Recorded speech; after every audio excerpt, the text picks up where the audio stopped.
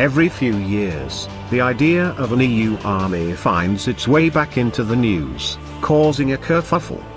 The concept is both fantasy and bogeyman. For every federalist in Brussels who thinks a common defence force is what Europe needs to boost its standing in the world, there are those in London and elsewhere who recoil at the notion of a potential NATO rival. But this year, far from the headlines, Germany and two of its European allies, the Czech Republic and Romania, quietly took a radical step down a path towards something that looks like an EU army while avoiding the messy politics associated with it. They announced the integration of their armed forces. Romania's entire military won't join the Bundeswehr, nor will the Czech armed forces become a mere German subdivision. But in the next several months each country will integrate one brigade into the German armed forces. Romania's 81st Mechanized Brigade will join the Bundeswehr's Rapid Response Forces Division, while the Czech 4th Rapid Deployment Brigade, which has served in Afghanistan and Kosovo and is considered the Czech Army's spearhead force, will become part of the Germans' 10th Armored Division. In doing so, they'll follow in the footsteps of two Dutch brigades, one of which has already joined the Bundeswehr's Rapid Response Forces Division and another that has been integrated into the Bundeswehr's 1st Armored Division. According to Carlo Massala, a professor of international politics at the University of Bundeswehr in Munich, the German government is showing that it's willing to proceed with European military integration, even if others on the continent aren't yet. European Commission President Jean-Claude Juncker has repeatedly floated the idea of an EU army, only to be met with either ridicule or awkward silence. That remains the case even as the UK, a perennial foe of the idea, is on its way out of the Union. There's little agreement among remaining member states over what exactly such a force would look like and which capabilities national armed forces would give up as a result. And so progress has been slow going. This March, the European Union created a joint military headquarters, but it's only in charge of training missions in Somalia, Mali, and the Central African Republic and has a meager staff of 30.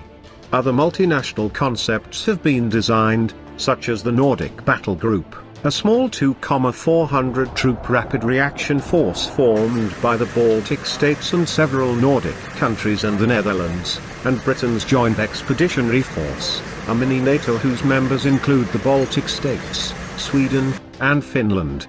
But in the absence of suitable deployment opportunities, such operations-based teams may as well not exist. But under the bland label of the Framework Nations concept, Germany has been at work on something far more ambitious, the creation of what is essentially a Bundes-led network of European mini-armies. The initiative came out of the weakness of the Bundeswehr, said Justyna Gotkowska, a Northern Europe security analyst at Poland's Center for Eastern Studies think tank. The Germans realized that the Bundeswehr needed to fill gaps in its land forces in order to gain political and military influence within NATO. An assist from junior partners may be Germany's best shot at bulking out its military quickly, and German-led mini-armies may be Europe's most realistic option if it's to get serious about joint security. It's an attempt to prevent joint European security from completely failing, Massala said. Gaps in the Bundeswehr is an understatement.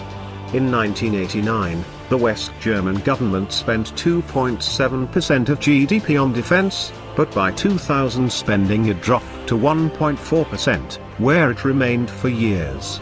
Indeed, between 2013 and 2016 defense spending was stuck at 1.2%, far from NATO's 2% benchmark.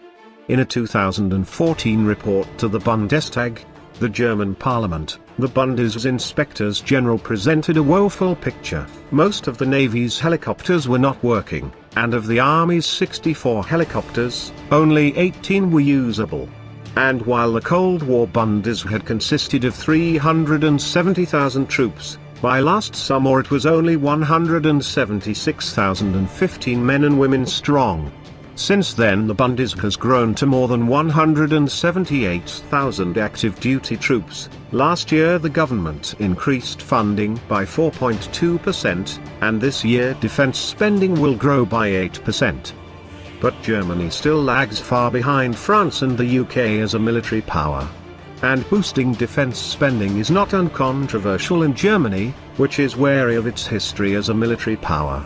Foreign Minister Sigmar Gabriel recently said it was completely unrealistic to think that Germany would reach NATO's defense spending benchmark of 2% of GDP, even though nearly all of Germany's allies, from smaller European countries to the United States, are urging it to play a larger military role in the world.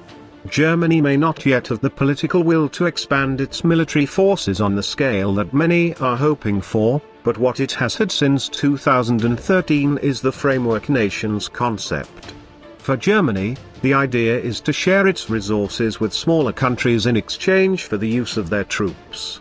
For these smaller countries, the initiative is a way of getting Germany more involved in European security while sidestepping the tricky politics of Germany military expansion. For these smaller countries, the initiative is a way of getting Germany more involved in European security while sidestepping the tricky politics of Germany military expansion. It's a move towards more European military independence, Massala said. The UK and France are not available to take a lead in European security. The UK is on a collision course with its EU allies, while France, a military heavyweight, has often been the reluctant participant in multinational efforts within NATO. That leaves Germany, he said. Operationally, the resulting binational units are more deployable because they're permanent. Most multinational units have so far been ad hoc. Crucially for the junior partners, it also amplifies their military muscle. And should Germany decide to deploy an integrated unit, it could only do so with the junior partners' consent. Of course, since 1945 Germany has been extraordinarily reluctant to deploy its military abroad, until 1990 even barring the Bundeswehr from foreign deployments.